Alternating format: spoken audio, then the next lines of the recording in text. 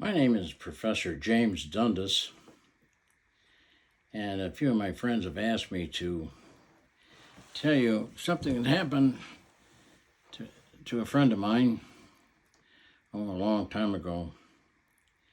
And everything I'm about to tell you really and honestly did happen, word for word. I call it very embarrassing. I used to go fishing with a friend of mine, and one day I asked him, "You ever go canoeing?" He said, "No." I said, "Well, I haven't either. Why don't we try it?" I said, "Yeah, why not?" So I look up a place that rents canoes on the Asaba River here in Michigan. So we go there, and the guy asks you, says, "How long a trip do you want? 1 hour, 2 hour, or so on?" And I said, 2 hours, that should be enough. So he puts the canoe on the top of his Jeep. We leave our cars there. He drives us, half hour or so away. We get out. We get the canoes down into the water, carefully, of course. We put in a couple of packs of beer and some sandwiches. When we start canoeing, he's sitting up front, and I'm in the back steering. I read a little bit about it before I went. And it must have been about an hour. After that, it's getting kind of boring. So I asked him, I said, "What's the most embarrassing thing that ever happened to you?" "Nothing." So I told him what happened to me, and he laughed a little. So he said, "That's nothing." He said, "I was going with this girl, and she said, I can't go out with you anymore until you meet my parents." I said, "I don't want to meet your parents. Why don't we just keep going?" She said, "I can't go out with you unless you meet my parents. Why don't you come over this Sunday for dinner? It's just you and me, my mom and dad." "Yeah, okay." He says, I get there. Oh, no. There's mom and dad and aunts and uncles and all these other people there. And one thing about my buddy is when he has to have a bowel moment, he doesn't have much time. It's the way it was put together. I think it's called your sphincter muscle. Never was able to pronounce that right. But when he has to go, he's only got a few minutes, so he's always very conscious about that. Being OCD, obsessive compulsive disorder, he's extremely neat and clean. So he says, I just get set down and I have to go. I don't believe it. So he leans over and he asks her, he says, "Where's your bathroom?" She says, "It's just down the hall and on the right." So he goes down there and he gets in, closes the door, gets his pants down, sits down just in time. He says, he says, "I made it." So he starts going and going and going and going and going and going. God, I didn't think it was ever going to stop. And finally it quit. And I'm looking around. There's no toilet paper. Oh, I couldn't believe it. Oh my God, what am I going to do? There's nothing. There's no paper anywhere. Nothing, no tissues, nothing. There's a towel and a washcloth. So I took the washcloth, I cleaned up, and I folded it so all that nasty stuff was on the inside. And I figured when I get home, I'll put it in my back pocket. And when I get home, I'll throw it away. So he said I'd set it on the edge of the bathtub.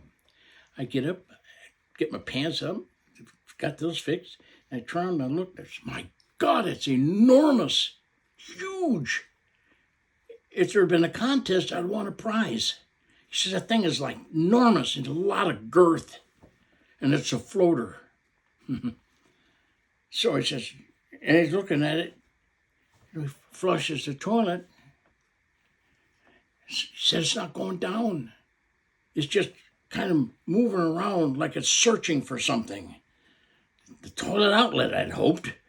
So I lifted up the seat, and I'm looking at it, and I don't know what to do. I'll lift up the back of the toilet tank, and I can't because there's all this shelving. and perfume bottles and women's things. I'll shut it off. Shut off at the back of the toilet. No, not frozen shut. This thing keeps coming up a little bit at a time. This big floater. So I went out and I said, "Oh, sir, excuse me, but I think there's something wrong with your toilet." Oh, he blew up. He went, "Damn it, son of a bitch! Damn it, damn it, damn it!" So he goes in there, and everyone was sitting at the table. The dinner wasn't ready. They're still sitting there. So he goes in and, "Jesus, will you look at this?" Well, some of them got up. They wanted to go look, see what was going on. And I said, I'm backed out and I'm peeking into the corner. And a bunch of them are looking around the corner. Just in time, from what I could see, this thing is going up and down. And somebody told me that it might have been the water pressure from her using the kitchen sink, going up and down. It finally rolled over the edge and fell on the floor with kind of a plop. Oh, Jesus, my God, what'd you do? Oh, I just backed up, got out the front door, and got in my car, and I drove home. Jesus.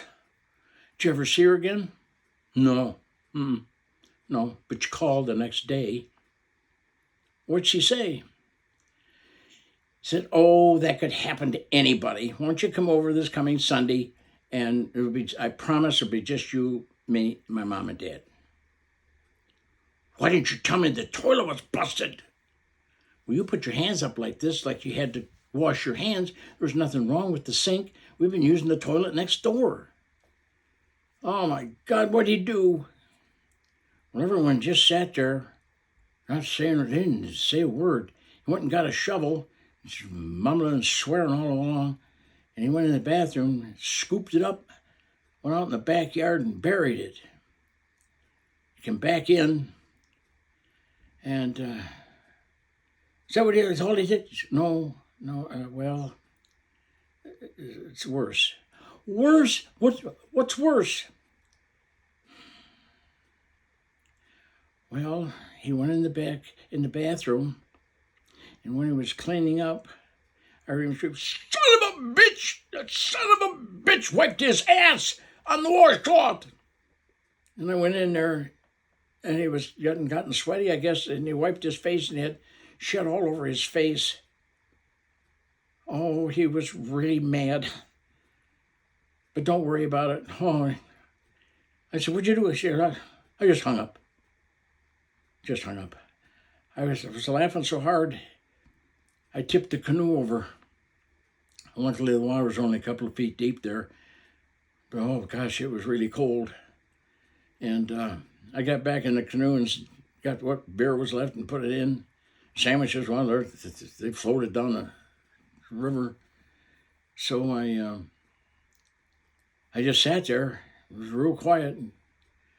The water was still cold in the middle of summer. And after about a minute or two, he turned around and he looked at me and he said, "You won't never tell anybody about that, would you?" And I said, "Me? No, maybe 1 or 2 million. Well, honestly and truthfully, every word I just told you really did happen. Take care.